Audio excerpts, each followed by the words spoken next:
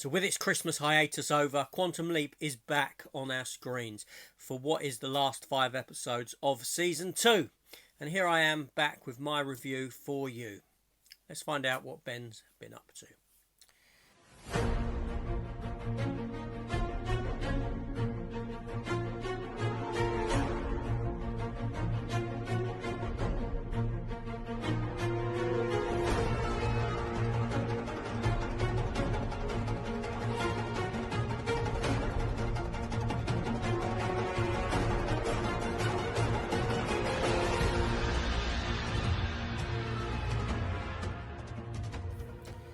Hello everyone, welcome back to the channel and welcome to my review for Off the Cuff, the latest episode of Quantum Leap. But before I get into this, first of all, apologies to everyone who is a regular watcher that I haven't got this out as quick as what I normally do. I honestly forgot the show was coming back on. Life's been very busy, things going on. But I want to give a special shout out to HC Adonis, who messaged me yesterday. This is how I came to realise that the episode had aired. And also this morning, Grant Wheelwright messaged as well, both inquiring about whether I was reviewing this latest episode. So here I am. So thank you to both of you for watching previously, for returning, and most importantly, messaging me, because it shows me that, you know, it meant a lot that you've messaged and asked, seriously. I'm kind of touched by that because this is only a small channel. This isn't monetized channel or anything like that. I just do this for a bit of fun, as a hobby, a little bit of interest, because I like talking about these sort of things. So seriously, it means a lot. Thank you very much. So this episode here, Off the Cuff, obviously where we left Ben and et al. At the end of the last episode, Tom had come forward and he'd had these files in which there was this code. There's this information put together that could potentially help bring Ben home, actually get him home. But obviously Ben is now out there leaping around, having feelings for this Hannah. He's in love with Hannah, who he's met on several occasions, and he ain't going to want to stop leaping because of Hannah. So here we are, off the cuff.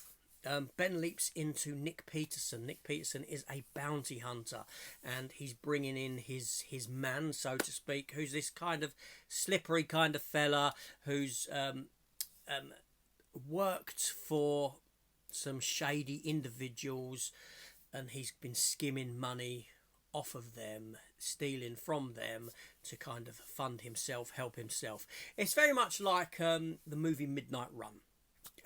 The Robert De Niro movie and Charles Grodin movie Midnight Run. Great film if you haven't seen it, by the way. Seriously, check it out. It's a brilliant film.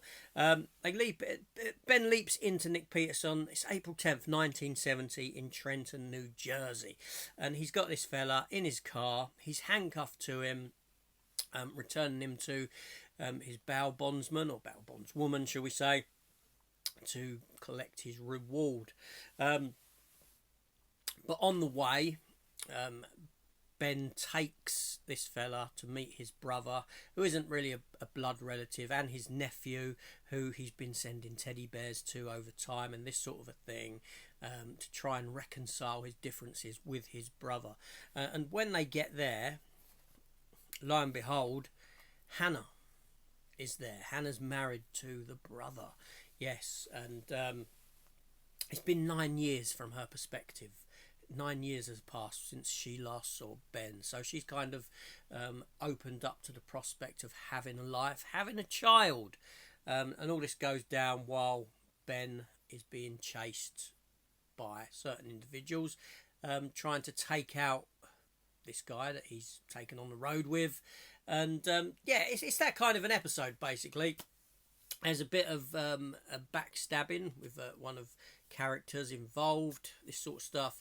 But yeah, but again, it's a Hannah-centric episode. I don't want to go any more into detail into the story in case you haven't seen it, but there are going to be, I will be speaking about some spoilers in a minute. It's a very Hannah-centric episode again. Yes, Hannah is back, but this time she's married. It puts her into a different place, and this puts a bit of difficulty for Ben, because this is the woman that he loves, and he'd seen her just yesterday to him, and now she's married with a child, and do you know what I mean? So it's kind of a bittersweet meeting again, although they hit it off again, and great back and forth between the two of them. These two really work well together on screen. They certainly do. In fact, the whole cast in this episode is very good, very, very good. A lot of fun to watch. Addison, she's coming to terms with obviously Ben and the realization that there's this code that could potentially bring Ben home, and she's obviously recently found the ring that Tom was going to propose with but didn't. And at the end of the episode, she actually confronts Tom with the information that she'd found the ring, and this kind of prompts him to actually get down on one knee and propose to her. So this puts her in that scenario as well. All the other characters have very little to do. Ian is working on the code. He's got the code that could potentially bring Ben back, but it could take weeks, months, years to figure that information out. So we've got time there. Now, the big reveal of this episode is that at the end, it turns out that Hannah's husband in 18 months' time is actually going to pass away. That's what the future has in store for him. Some illness that's easily correctable, curable, but Ben turns around to go and tell Hannah because it's a simple surgery, and just before he gets there, he leaps out.